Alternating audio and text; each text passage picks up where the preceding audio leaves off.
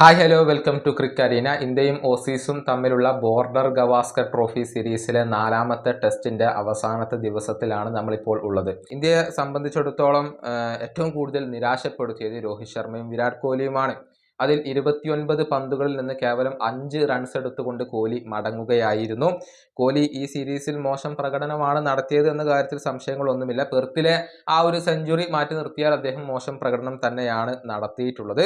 അദ്ദേഹം ഔട്ടാകുന്നത് ഒരേ രീതിയിലാണ്. ഒരേ മിസ്റ്റേക്ക് വീണ്ടും വീണ്ടും ആവർത്തിക്കുന്ന ഒരു കോഹ്ലിയെയാണ് നമുക്കിപ്പോൾ കാണാൻ കഴിയുന്നത്. മിച്ചൽ സ്റ്റാർക്കാണ് അദ്ദേഹത്തെ പുറത്താക്കിയിട്ടുള്ളത്.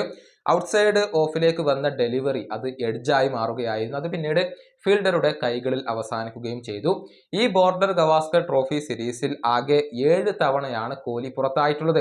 അതിൽ 6 തവണയും ഇതേ രീതിയിലൂടെയാണ് കോഹ്ലി ഔട്ടായിട്ടുള്ളത്. അതായത് ഒരേ തെറ്റ് വീണ്ടും വീണ്ടും വിരാട് കോഹ്ലി ആവർത്തിക്കുന്നു എന്ന് നമുക്ക് ഇതിൽ നിന്നും വളരെ വ്യക്തമാണ്. കൂടാതെ മറ്റൊരു നാണക്കേടിന്റെ കണക്ക് കൂടി അദ്ദേഹത്തിന്റെ പേരിലായിട്ടുണ്ട്.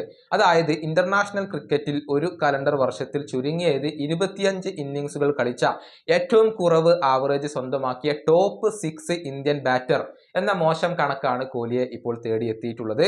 ഈ വർഷം 21.83 ആണ് താരത്തിന്റെ ആവറേജ് വരുന്നത്. ഏറ്റവും മോശം ആവറേജ് തന്നെയാണ് ഇത് എന്ന കാര്യത്തിൽ സംശയങ്ങൾ ഒന്നുമില്ല. രണ്ടാം സ്ഥാനത്ത് സഞ്ജയ് മഞ്ചരേക്കർ ആണ് വരുന്നത്. 1992 ഇദ്ദേഹത്തിന്റെ ആവറേജ് 23.42 ആയിരുന്നു.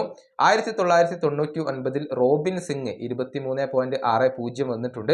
അതുപോലെ തന്നെ 2008 രോഹിത് ശർമ്മയുണ്ട് 23.66. 2019 ഋഷഭ് പന്ത് വരുന്നു 24.21. ഇങ്ങനെയാണ് ഏറ്റവും മോശം ആവറേജ് വരുന്നത്. ഇതിൽ വിരാട് കോഹ്ലിയാണ് തലപ്പത്ത് നിൽക്കുന്നത് എന്ന് പറയുമ്പോൾ ഇതൊരു നാണക്കേടിന്റെ കണക്ക് തന്നെയാണ്. ഇനിയിപ്പോൾ കോഹ്ലിയെ സംബന്ധിച്ചിടത്തോളം ശക്തമായ തിരിച്ചുവരവ് ആവശ്യമായി വരുന്ന ഒരു സമയമാണ് ഇത്. അതല്ല എങ്കിൽ അദ്ദേഹത്തിന് ടെസ്റ്റ് ക്രിക്കറ്റിൽ നിന്നും മാറി നിൽക്കേണ്ടി വന്നേക്കും. ഈ വീഡിയോ അവസാനിപ്പിക്കുന്നു. അടുത്ത വീഡിയോയുമായി കാണാം.